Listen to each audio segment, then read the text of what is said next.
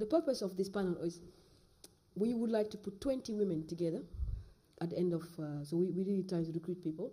So 20 women from 20 years old upward to see how we can help them by 2020, 25, and to kind of like see how we're building up these women across Africa.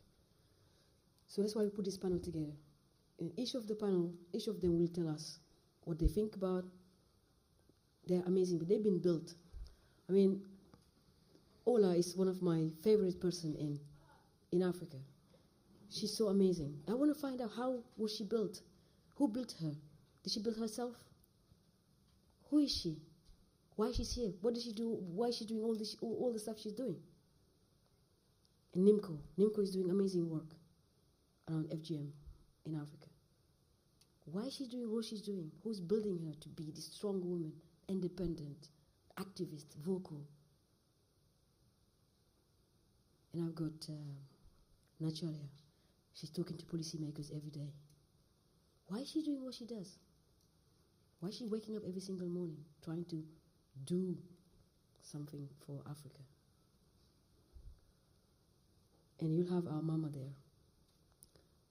You can argue that she was built, or she built herself. You can argue that today, we look up to her. You can say she's been building herself, building other women, making a difference in Africa. Who knows? So we're going to debate this. That's why we have this panel. So I want all our intelligent mind to think, to debate. Feel free to interrupt. But the goal is, how do you build an African woman? An African woman is seen in the West as an object of development. An African woman is not seen as a CEO, as a doctor, as an activist, as a minister. We don't see this often. We don't see these narratives. We don't see this in the West. But what affects an African woman affects a non-African woman. I think all of us, like I said yesterday in one of the panels, if you are being dumped by a guy, you cry at the same time. There's no white, there's no black. Your heart hurts. It hurts a lot. You cry the same amount of crying. You call your same amount of friends. You guys know that. I was not dumped with it, but I'm just telling you. So you know what I'm saying. So it's the same. We're all the same. There's no white or black woman. So I want to make sure that you guys here and the non-Africans also take something out of this and go home and think about, how did I build myself? Think about it on the train. How did I build myself? Who built me? So I'm going to just like Dr. Ola, she's from Nigeria, she's amazing. So I'm going to let her tell us 5 minutes about herself. So I'm going to give 5 minutes to each of the ladies to tell us who they are, what they do, and what they think about this panel. Ola, I'm so grateful you are here. Thank you. Lovely to see you again as well. How to build an African woman, such an interesting topic, and I'm really glad that you put this panel together. My name's Ola. I'm a doctor. I'm a trainee helicopter pilot, and I'm an entrepreneur. And I started the first indigenous air ambulance service in West Africa, which transports hundreds of patients every year from areas where they've overwhelmed level of care to a more suitable level of care for them. And I live in Nigeria, and I'm surrounded by African women every day. And I think that I'll use the rest of my 5 minutes to talk about what I feel, the factors that I feel affect women in Africa. And I think there's probably 3 main, in my mind, groups of factors that affect how we as African women feel about ourselves. The first one is sort of our relationship with ourselves and our own bodies. I think the second one is our relationship with our peers.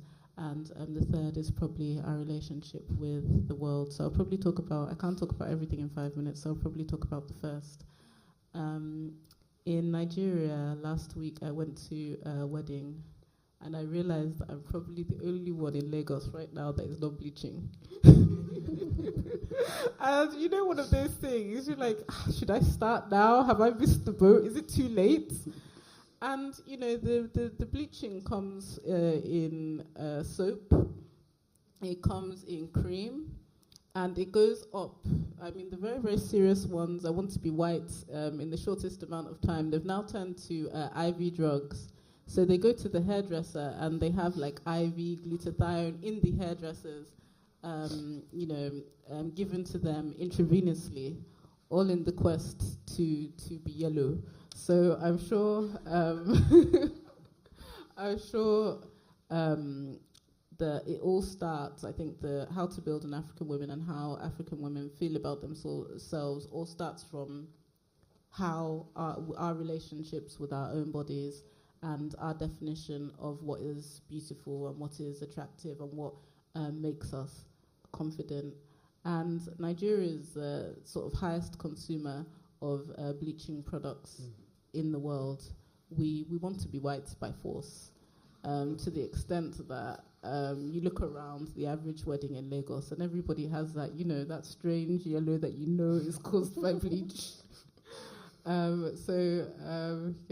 We laugh, but I think that this is where it all starts from. We need to be more confident in ourselves and our bodies. Thank you so much. Nimco, you've been doing so many work around FGM. Just tell us a little bit about you and what do you think about this panel? Hi, I'm Nimco Ali, and I'm an anti-FGM activist. I always say FGM activist. I'm like, no, I'm against it. I'm an anti-FGM activist, and I'm also in the civil service. And the title of this panel, because I always say, don't speak for other women, allow them to speak for themselves. And I thought, how do you build an African woman? I'm thinking, I can't really speak for that, so then I thought, let me bring it back to where my heritage is from. How do you build an East African woman? And that's actually, let me narrow that down back to how do you build a Somali woman, and then bring it back to my family. Because for me, living in the fourth wave of feminism, there's 4 generations of my family that's alive, and it's only the 4th one that hasn't been cut, that hasn't been through FGM. And for me, I realized that every single one of us was built because of the fact that what happens is what FGM essentially does is it breaks you as a woman, and then you're created through the patriarchal society within those male-controlled families are. So my grandmother was built to be an obedient, illiterate wife and mother and so on. And then my mother was built to be an obedient wife and mother. And then I was built to just be cut but nothing else. So I came out screaming, I think, out of the womb. And then there's my niece, which is quite interesting because I was talking about other things that kind of we're socially constructed to do, about the concept of what it is to be African, what it is to be black. And this whole concept about skin tones. And that was something that I've always grown up with. And I actually asked my niece, who's 3 years old yesterday, I said, Sophia, what color are you? And she looked at herself and she said, vanilla yellow. Which means to me is everybody's telling her she's black, everybody's telling her she's this, she's that. For her, it's like race has no meaning, nor does sexuality, nor does what it is to be a woman. So it's about this thing that I'm living, and I'm seeing the first generation within my family that has the ability to construct herself. And I'm there to enable her to be whoever and whatever she wants to be. And the concept of me, why I really understood what FGM was, it was very much, it was, what happens about Africa is the fact that I was spoken about and I was spoken to, but never engaged with. And this is what happens around the issue of FGM. The issue of FGM has no place in a continent, it has no place in a religion, it has a place in the oppression of women. And for me, it was that. It wasn't because I was black, it wasn't because I was Somali, it wasn't because I was Muslim, it wasn't because of any of these things, it's because I was a girl. And to be free and fearless meant that I would challenge the society that I was living in. Therefore, I had to be broken down. And FGM was the tool in order to knock me down, and then I had to be rebuilt. So for me, building an African woman means actually enabling her and empowering her, and hopefully that's what I want to kind of discuss. And I'd like to say, like, I didn't go to Africa. I was born in Africa, but grew up here since I was 4 months old. And then I went back when I had FGM as a 7-year-old, so I had like a really negative view of Africa. But then I went back in April this year after 26 years, and it was really interesting meeting Edna in West Africa and seeing all these amazing, powerful African women. And there's this concept that we have here in the UK where you talk about survivors of sexual violence and rape or FGM. And I said in that kind of naive kind of context of language to a woman in Burkina Faso, I said, are there any survivors? And she looked at me, she said, what do you mean? So where FGM is 98%, every single woman has had FGM. And she said, you're either a survivor or you're dead. And that's what African women are. They're the ones that are surviving and keeping the continent alive, and they're the ones that actually are building the continent. So that's why, for me, that's what I see what an African woman is. Very powerful. So I'm glad this bar was put up together. You see what I was telling you? This way. Nachilala, tell us about all the work you're doing in South Africa. Like we were discussing earlier, how do you build an African woman? How did you build yourself to be here today? Well, that's a very, very interesting subject. I trained as an economist, but I've been working over the last 12, 13 years as an activist, really advocating for issues that are most important in Africa in terms of how Africa can economically empower itself, and also how we can socially empower ourselves as a continent. And the condition and status of African women has been an issue that's been central to the work that I have been doing, and I've been privileged to meet a lot of amazing African women that have overcome a number of barriers and hurdles and have been an inspiration to my life. And then talking about the subject of really how to build an African woman, I think for me what I've learned over the years, and maybe having had the privilege not only of living and working in Africa, but also living and working in Europe and the United States, is that the woman's struggle is universal, right? So there's something that is to be learned about how society works and how society overall hinders the fulfillment of a woman's full human experience. And when it comes to the African woman, I think, and maybe any woman in general, you become a product of your environment. If we take a fetus, for example, the result of it being born into a healthy baby is dependent on its environment. It's dependent on the nutrition that is coming into the mother. And so when we look at ourselves as African women and what we've become, we're really a product of our environment. Our environment beginning from our families, the things that our families tell us, the things that our families do for us. It comes from our environment as in our community, the opportunities and the barriers that are put within around us in our community, but then also extending to government, and also the vision that the government has in terms of how communities should move forward and how women should not be left behind in that level of progress. And I think that for me, what has really been significant looking at the life of an African woman is that the social, cultural, and religious barriers, and even economic barriers, when it also comes to poverty, have really been significant determinants in terms of what sort of a woman that one actually becomes. I think for me, apart from the image that's out there that an African woman is a victim, I think there has been, maybe as a consequence of the media, a lack of a recognition that actually African women are very ambitious, African women are very resilient, and even when we look at our families, when I look at my mother, right, my mother has been the bigger driving force, despite all the constraints that she's faced socially, economically, and so on within the community in terms of getting her children and her family where she'd like to be. When I look at my older sisters, for example, they've really been driving forces within their lives and within their families. And sometimes as you take this journey, there are barriers that you face. And I mean, coming back to my mom, it's because when raising us, she made it very clear to the boys and the girls that you're all equal. So everyone gets to do the housework, right? And everyone gets to get the same opportunities, whether it's the school that one goes to, whether it's the clothes that one does get. And so you find that as we're navigating through life, into adult life, my brother can be my supporter, my sponsor when I'm getting challenged with sort of negative views about what a woman should be allowed to do or should be allowed to say within society. So just bringing back my argument to say that we become a product of our environment, and our environment needs to be looked at closely, or probably needs to be changed for us to build a stronger and more assertive African women.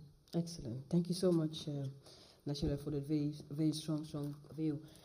Now we heard from the doctor, who's changing her country, doing amazing work. She built herself to be where she is today. We heard from the activist who's challenging and kicking ass, basically. And now we can hear from the former minister of Somaliland, a powerful woman, an amazing woman. I've been learning from her for the last 3 days. Amazing to just share this panel. We're just so honored. So I'm gonna ask, Mama, what do you think has helped you build yourself today and paying it forward to all the women you are looking after in Somaliland? Thank you, Mariéme. I think, as the previous speaker said, Africa has very resilient women. And I think it's the environment that shapes us. Some of us flow with the tide and say, this is who we are, this is what we should be, invisible, don't argue, just do as you're told. And then there are a few of us who say, well, wait a minute, maybe I should not be flowing with the tide. Maybe there are different ways of doing things. To give you a little background of where I come from, I was privileged to have been born into a family where my father was the first and the most senior Somali health professional. My grandfather was the Postmaster General of Somaliland when Somaliland was former British Somaliland Protectorate. I had access to education. I had privileges that very few others had. I won a scholarship, came to England, studied as a nurse. I'm a midwife, and went home in 1961. And that's when my eyes were opened to the needs of my people.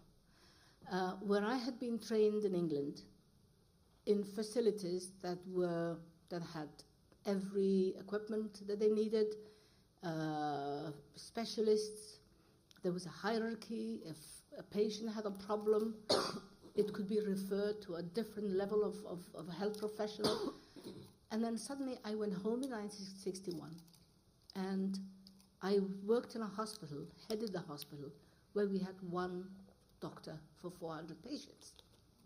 Now that one doctor, Dr. Ali, who is the first Somali doctor we had in Somaliland, had been a student here when I too was a student here, was dealing with surgery, outpatients, intensive care. I was calling him for obstetric emergencies, and he would say, Edna, I only have a pair of hands. You deal with it. And that taught me to deal with as much and as many of the problems as I could with what we had. And that's when I started to train other midwives, other nurses, so that I would have fewer complications to deal with. That's when we started the first prenatal clinic. That's when we started the first giving vaccinations to the newborn. And that gives you a platform from where you can teach, advise, become a role model. And then I married the man who had been the first president of an independent Somali nation, the president of Somaliland, after it became independent from Great Britain. Later he was the prime minister, and I was the first lady who had so many social obligations. Following that, I joined the United Nations and became the very first Somali male or female civil servant to be appointed to the United Nations. So these responsibilities and these positions mold you, shape you, make you realize your responsibilities. And when, after a long career with the United Nations, I retired 17 years ago, and they forgot to tell me that I'm retired, I went home to a country that had been totally devastated by war. My plans of retirement, my plans of chasing beautiful butterflies in the Amazon rainforest, my plans of having enough time to attend all the fashion shows and go to all the boutiques and all the things that had been my life in my previous reincarnation were suddenly wiped off. My country was destroyed. 95% of our people had been killed in the war. Whatever facilities and health and education we had been destroyed. Mass graves were being identified by the United Nations, and I think 26 mass graves have been catalogued and identified by the United Nations. That was my country. There was no place for boutiques. There was no place for bridge. There was no place for golf. There was no place for all the things that I, in my previous reincarnation, had thought important. So what I did is I just recycled my whole life, just turned everything I had into cold cash. I loved my beautiful Mercedes, yes, but you can buy many bedpans with a Mercedes, believe me. So I just went home, got a land that was no longer loved or respected by the people, because it had been a killing ground before, it had been a garbage dump. It was a place that was so cursed and hated that nobody gave me any competition to own it. So that's where I started to build my hospital. And believe me, that's where I began to live. That is where I am today. That's where I flew from 3 or 4 days ago. And that's where I hope to serve whatever time God requires me to serve on this planet. But I also wish to be that example, that small fish that will attract bigger fish back home, the Nimcos of this world, to carry forward the campaign that I started 40 years ago, when everybody thought that I should not be speaking about such a taboo subject, to see that there is a future generation, that it can be challenged, has made my life worth living. Thank you. Thank you, Mama. Thank you so much. Thank you.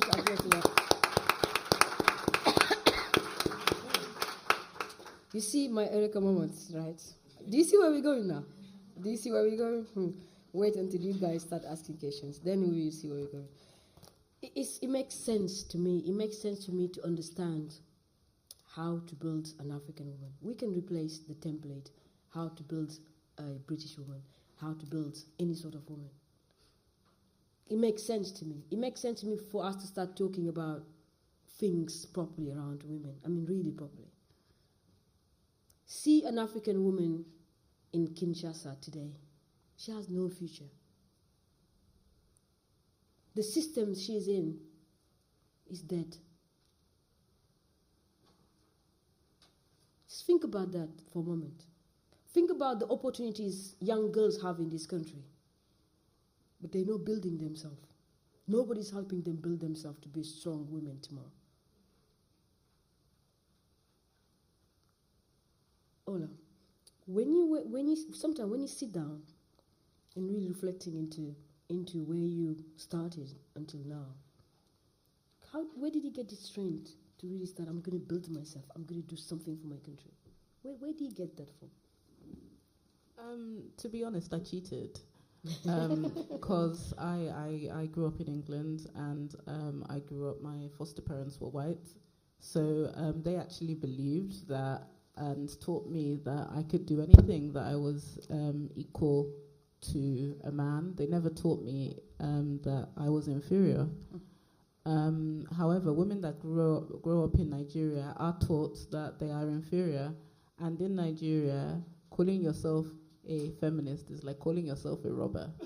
It's something that people actually classify as a dirty word.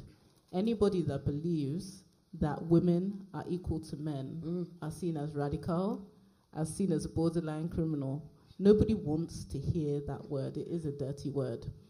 A typical Nigerian household will have let's say a 7-year-old boy and a 9-year-old girl. And the 9-year-old girl, when the boy and the girl come back from school, the 9-year-old girl will go to the kitchen and the 7-year-old boy will go upstairs to do his homework. And the 9-year-old girl will be told to go and serve her younger brother food when it's time to eat food, and she has to arrange it for him, and she has to get water to wash his hands because the boy is too big to go down and wash his hands with the tap. So with that kind of training, with that kind of psychology being implanted as just young children, the woman is trained to see herself as inferior, and the guy is trained to see himself as a boss. So when they get into school, the girl is less likely to put up her hand to answer a question. When she goes into the workplace, she's less likely to put forth her ideas. So how do we tell a young girl who has been trained since she was as young as she can remember, not to state her opinions, to be subservient, and to aspire to cooking jollof rice, to run a multinational corporation. Women who have been trained like that find it very, very difficult to break out of the mold. So that is not how to build an African woman. No, that's a very good point. Mama, go ahead. That was really my point. That's fine. Mama Edmund, I was just going to ask you, the other point you really wanted to talk about is that you've been into this, you've been around presidents, you've been around presidents in Africa, you've been everywhere basically. So when you see today a young African woman who's trying to build herself with the system we have in Africa, very, very poor policies and legal systems we have in the continent, across the continent, you're sitting next to Nachilala right now. What do you think we need to do right now to help those young girls? When I see, for example, advertisements saying we need to educate girls, I think that's, again, we're robbing the girls' life, because sometimes education for girls, when you hear the defeat people telling you education for girls, actually it's not education for girls. They go to Africa and they do something very, very minimal and come back to the UK, have beautiful website with a young girl sitting down, holding a pen, and then for them, it's all sorted. Now, what do you think we need to really tackle, Mama, to start really changing mindsets maybe from these NGOs who are trying to maybe build or help those young girls to get confidence?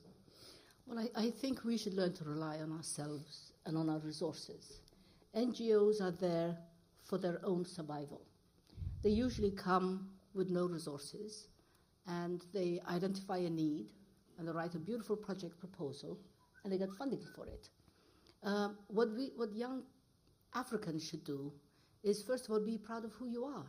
You are who you are. This is your continent. You were born into the richest continent in the world. There are more natural resources in Africa than all the other continents put together. So be proud of who you are, and also be proud of yourself. And don't think of yourself as being worth less than anybody else. My late father used to say, first learn to do things with your heart, and then your hands will learn to do it. Education, to me, means skills development. Learning to read and write, yes, is the tool that will enable you to reach that profession, or learn those skills. But it's not everybody who's had an education who then goes on to learning a skill. They think that the simple fact that they can read and write is enough.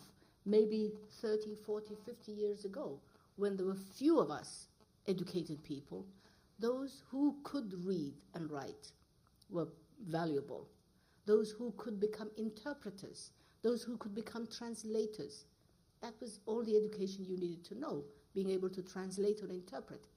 But today the competition is so great that you need to supplement those reading and writing skills and spoken languages that you have been taught.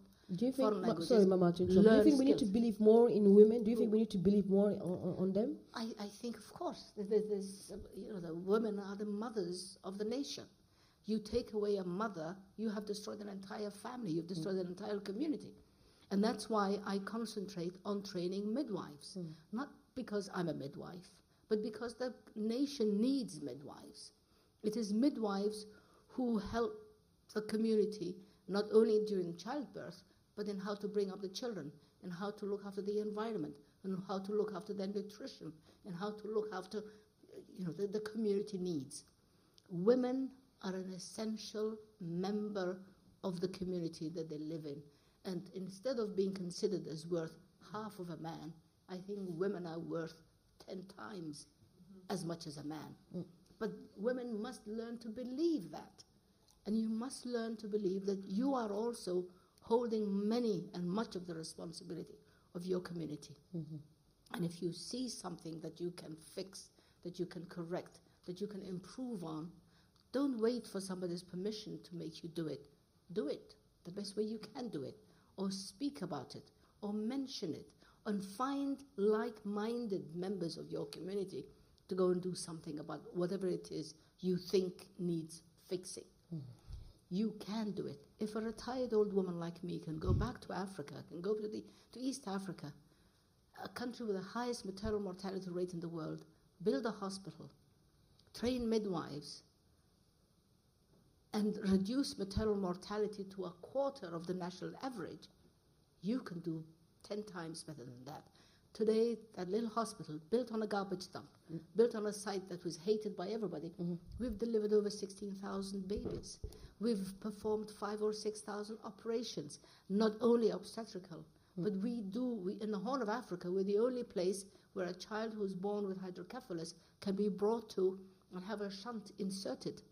We have a survival rate that is not as good as I would like it to be, because there's always room for improvement, but the best that we can offer under the circumstances in Africa.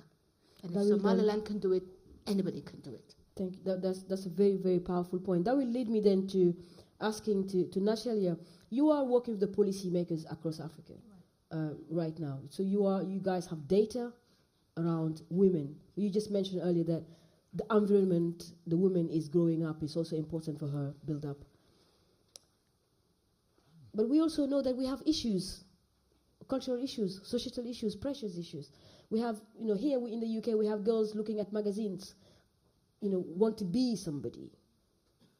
And they can't, then because they can't be that person, they don't eat food, or they don't have the right advice, for example. We spend so much money on girls, for example, in Africa, so many programs.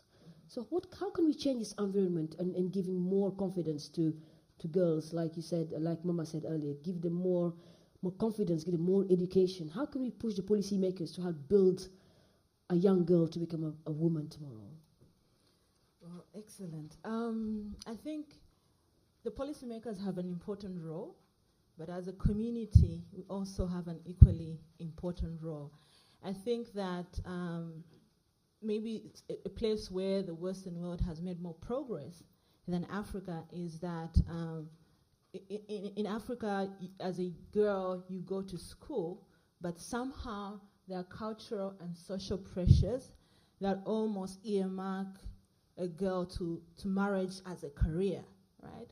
So I think there's a lot of public education that needs to happen. There's a lot of family education that needs to happen that tells a woman that actually you're worth more than a wife. Yes, you can be a wife, but you can be a lot of other things. The African Union right now and a number of agencies, DFID, UNFPA, have launched a brilliant campaign to end child marriage in Africa, because we know of the devastating physical and psychological effects of getting married at 12. But guess what? That initiative would not be enough if the policymakers are not putting the money aside for the sort of things that Mama is talking about in terms of building the range of skills. Because when young women believe that they can be great musicians, they can be great entrepreneurs, they can be doctors at a very young age, it changes the mindsets, yeah? And also the way they negotiate their way within the community, within school life, within different areas. So I think what's important for policymakers is that they need to be more deliberate in making investments to, one, identify and promote talent, yeah? In young women.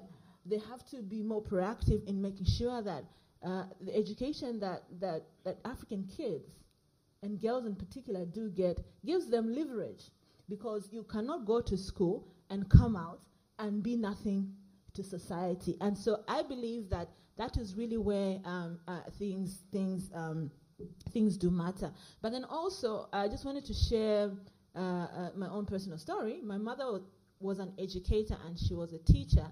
And one of the things that I benefited from her is that somehow, coincidentally, she was teaching one of my classes, I think in the 2nd grade.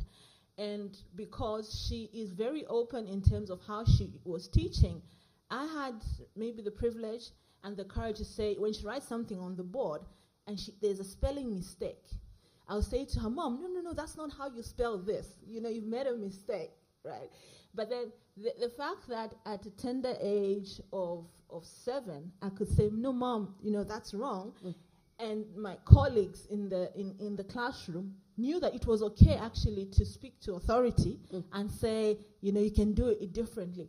That helped to mold me into the kind of woman that I am. What I'm trying to say is that let's also look at how the delivery of education changes so that what's in the child can also be tapped into as you build that child. And policymakers can play a very instrumental role in that process.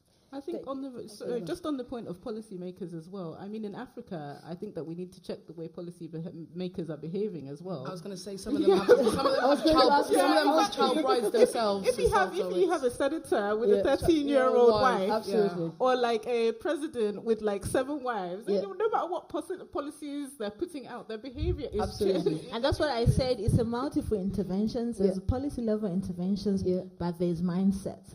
The value of a woman needs to be widened in terms of really what we can be. You're right. I was going to ask the audience to ask some questions, but I'm just going to ask something to Nimco. We just talked about earlier. The sugarcoating all these things we're doing in the UK. We're really sugarcoating stuff on the top. I mean, you are really kicking us and trying to educate people in certain subjects. Yeah. But we're spending so much money on the FGM programs, but so many women are suffering. So how can we, you said you just talked about breaking things down. It's about deconstructing the African woman, and also this we keep saying education. Children in Africa are not being educated. No, our children here, they've been indoctrinated, and it's about that conversation about also the history of what an African woman is. And I think for me, I assumed that what I was learning. So at the age of 8, my teacher asked me to question everything, and I said why. And when I answered correctly, he gave me 1984 An Animal Farm.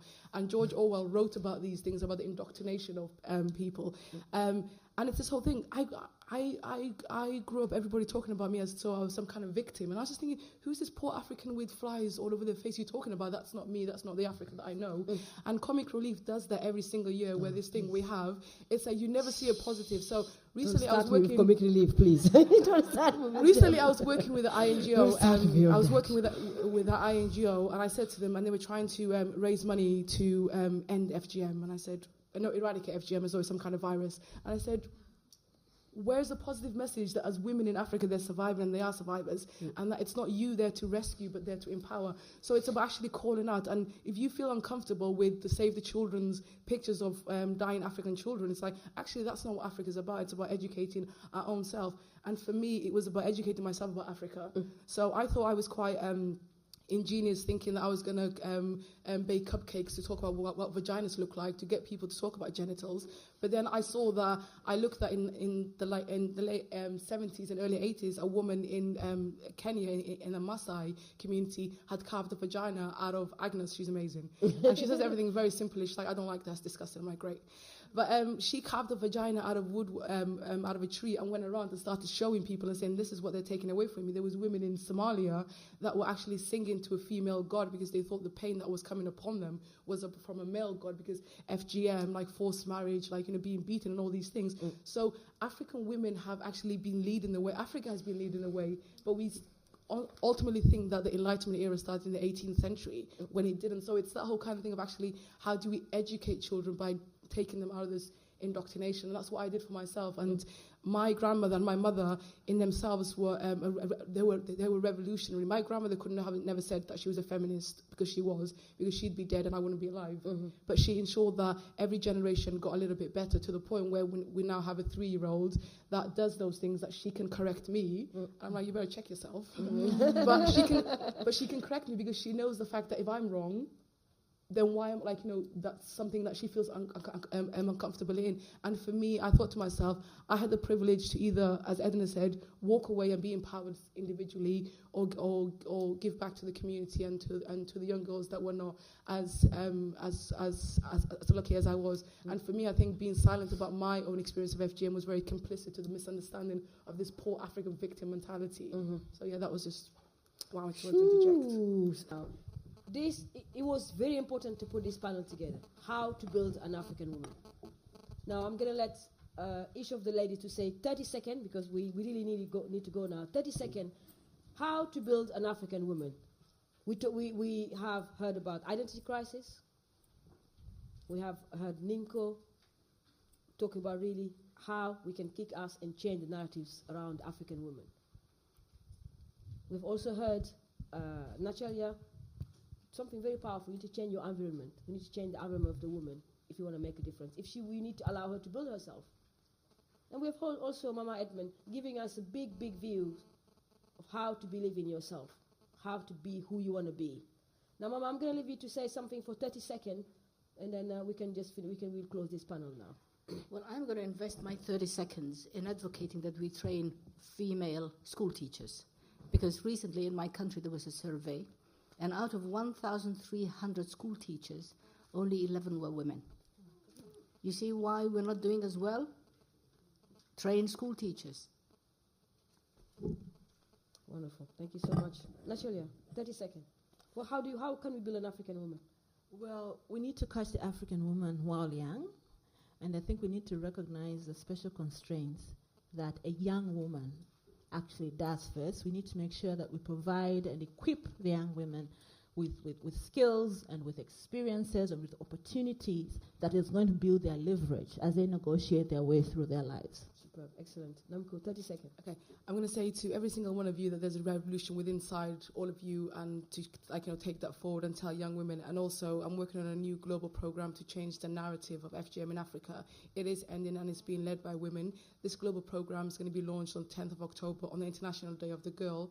And how we will build an amazing Africa is to ensure that FGM ends. One word, 30 seconds. You're just going to close session for us. I think that we should concentrate on how we bring up our women and how we train our girls, because I think that that's the key to sort of changing the narrative around girls. If we can change the way that we bring them up and the ideas that we give them when they're growing up, then we can change the way that they go out into the world and the sort of impact that they have on the world. So that's my 30 seconds gone, I think. We have gone well over our time. But one thing, take with you, please, believe in yourself. That's how I built myself. Thank you so much. Thank you.